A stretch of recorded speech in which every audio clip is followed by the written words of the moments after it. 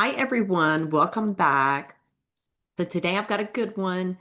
If you feel like you've been doing everything right for your gut, but your body just isn't responding the way it should, then I want you to stay with me today. So I am talking about the person who's eating clean, who's avoiding trigger foods, who's spending money on supplements, but yet they're still bloated, they're uncomfortable, constipated, or it just feels like food is just sitting in the gut. Today, we are talking about the missing gut link in gut healing, and it's something almost no one is told about. And first, I have to add thank you, Tammy, for giving me the idea for this Facebook Live. It is called the MMC, which is the Migrating Motor Complex. And no, don't worry about the name. What matters is what it actually does. Your MMC is essentially your gut's internal cleanup system. So when you're not eating, your digestive tract is supposed to go into this rhythmic sweeping motion that moves leftover food, bacteria, and debris out of the small intestine and down into the colon where it belongs. So that may sound foreign, but I like to explain it like this. Eating is like throwing a dinner party. The MMC is the cleanup crew that comes after everyone leaves. But if the cleanup crew never shows up, then the mess just ends up sitting there. And in a situation like this, here's why it matters so much. Your small intestine is not designed to store food or bacteria. When things linger there too long, that's when we see bloating that shows up hours after eating, gas and pressure, constipation or alternating stools, nausea or reflux, SIBO that keeps coming back, that heavy brick in the gut feeling. Like a lot of those are some common signs and symptoms. A lot of people assume that this means that they're eating the wrong foods when in reality, the food just is not moving. And one of the biggest misunderstandings that I see is this. People think digestion is only about what happens when you eat, but some of the most important digestive work actually happens between meals.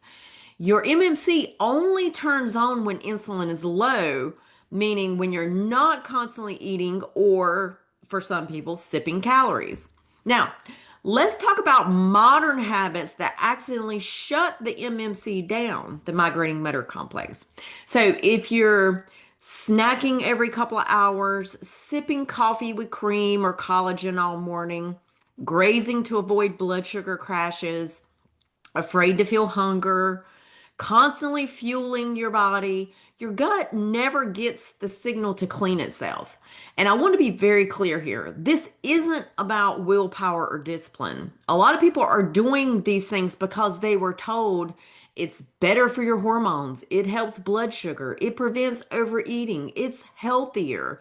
But for a gut that's already struggling, this can actually make things worse.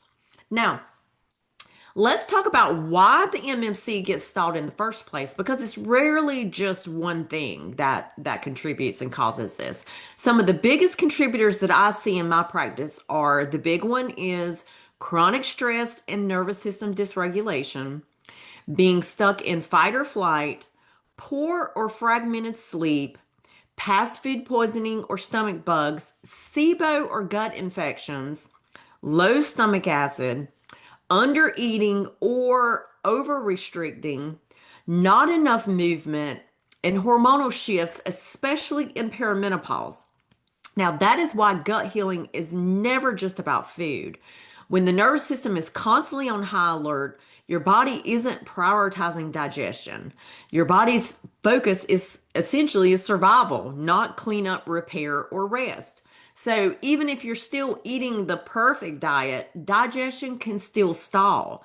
This is also why I see people feel worse when they start probiotics or gut protocols in general. If your MMC isn't working and we add more bacteria to the system, you're basically adding traffic to a road that's already backed up.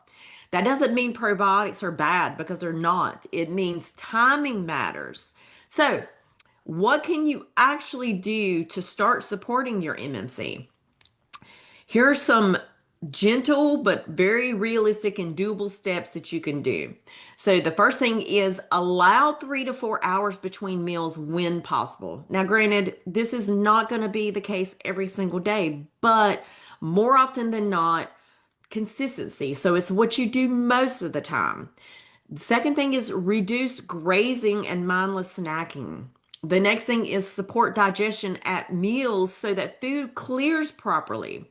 And the next thing is go for a short walk after meals. I tell my husband every night after dinner, let's go for our digestion walk because it kind of helps move things along. And an important one, focus on nervous system regulation. This one is huge, y'all. Like we are living in a world that's full of stress, and our perception of stress and how we manage stress differs between person to person. So, nervous system regulation, nervous system work is so, so, so important. The next thing that you want to do is address underlying infections or dysbiosis when it's present. And sometimes we do use targeted motility support, but only when the foundation is there. Don't go out and buy motility support when you don't have the basics in place. The goal isn't to force your gut to move. The goal is to create an environment where your body feels safe enough to do what it's designed to do. So if you've been stuck thinking, why isn't my gut healing? Then this might be the missing piece for you. And this is exactly why I don't guess. I use functional testing like the GI map and breath testing to figure out why the MMC isn't firing and what's standing in the way. And if it sounds like you, send me a message or drop a comment below. Your body isn't broken. Your gut just might need the right support in the right order. So thanks for being here today, and I will see you next time.